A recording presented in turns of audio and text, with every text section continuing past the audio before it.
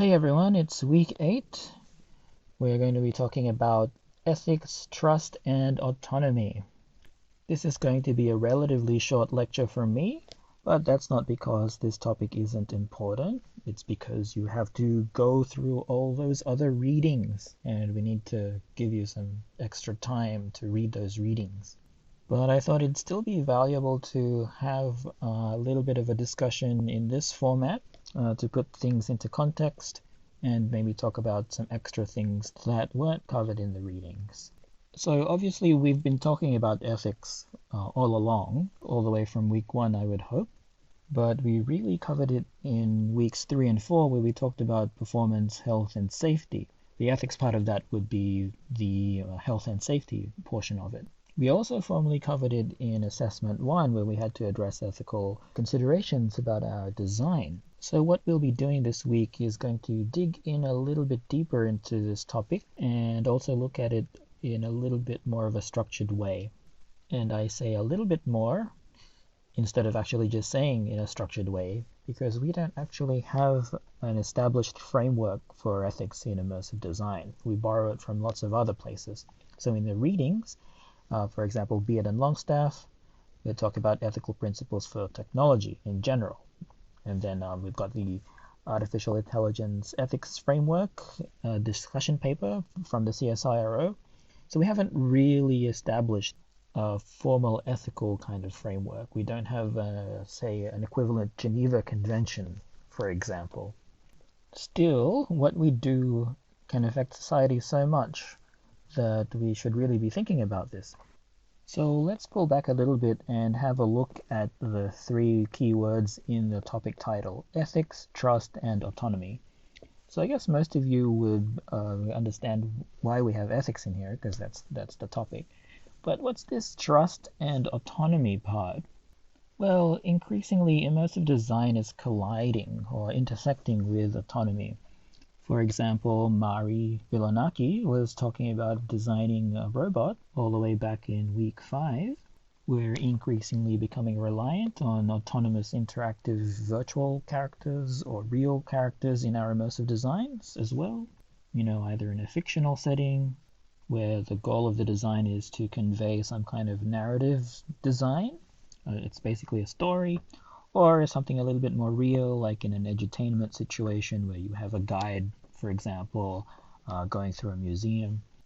Or it could be an industrial or operational situation where you have an autonomous agent helping an operator do a task. A very simple example of this would be an autopilot, for example.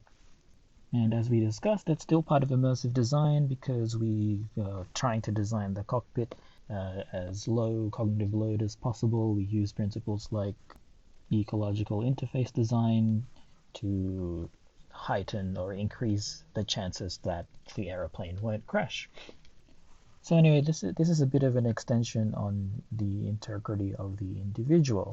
So what I mean by that is just like in weeks 3 and 4, we've been talking about human physical safety, and then we've also discussed things like personal privacy.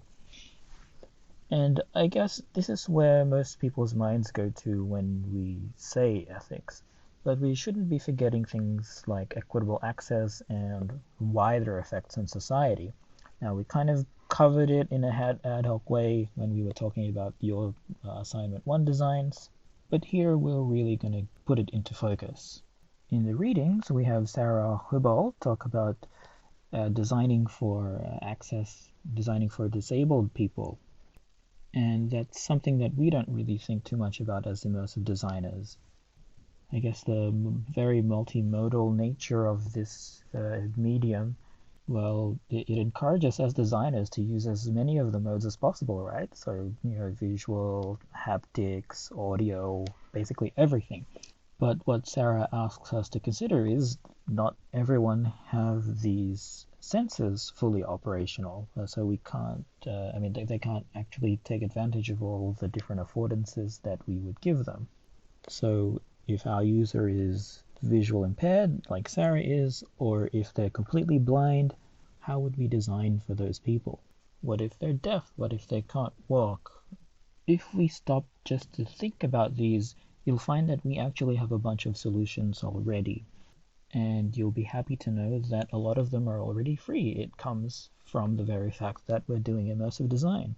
For example, if we're talking about less mobile people, having them go through a virtual environment, let's say in a virtual reality headset, would actually allow them to be a bit more mobile than they actually otherwise would. And we did cover that in some of the therapeutic applications of immersive design. And we might be able to go a little bit further than that, because if we remember back in week 5, we also talked about brain-computer interfaces and how it can actually be used to control external devices such as wheelchairs or even prosthetic limbs.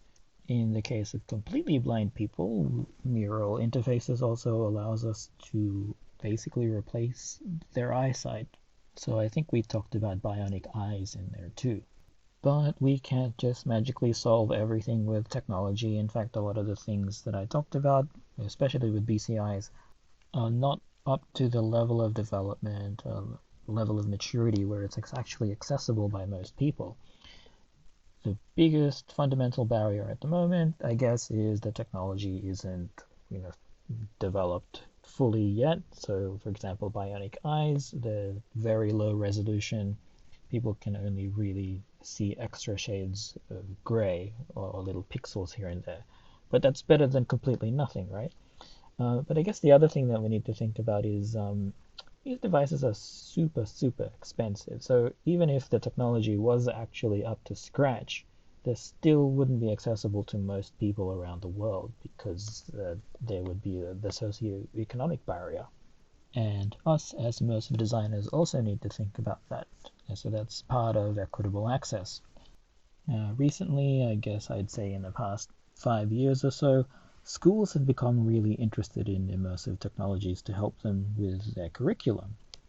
But as we learned in week 2, there's very specific minimum requirements for technology.